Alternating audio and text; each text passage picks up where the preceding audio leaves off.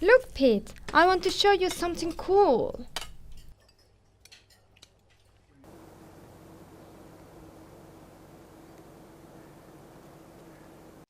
We often used to eat willow grouse and bean geese that my grandfather hunted. But those birds are rare these days. How come? Because so many of the peatlands where they used to live have been drained. Has this affected other creatures too?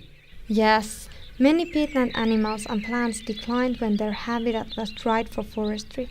Remember when we were hiking in that drained peatland? We didn't see any marshland butterflies. And we only found cranberries and cloudberries where there were no drainage ditches. But we still have some peatlands left. Yes, thankfully some have been protected. The first protected peatlands were designated in the 1960s. Metsähallitus has since protected about 1,500 square kilometers of peatland around Finland. Was that when Finland's first national parks and nature reserves were created? I think that started in the 1930s. There are dozens of national parks now. What about peatland restoration? Is that the answer? Maybe.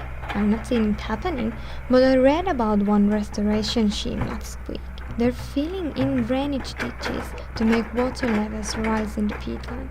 Finland is using EU funding to restore hundreds of peatlands through LIFE projects.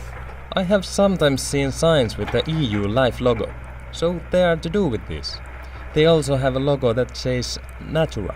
Yes, EU LIFE funds are used to manage and restore ecologically valuable areas in the Natura 2000 network all around Europe. There's no way they can restore all the Finland's drained peatlands. No. Watch this video. Most of the peatlands to be restored are in protected areas. Won't the ditches get blocked anyway without active restoration work? No, even if the plants grow in the ditches, water will still flow through them. In some places, water that used to flow into peatlands is instead channeled away in ditches.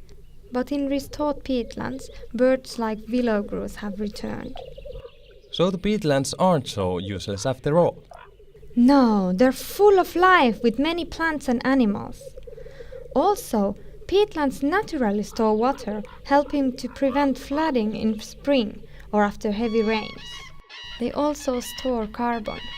I'm beginning to see why they're so important, but let's eat now. I'm starving.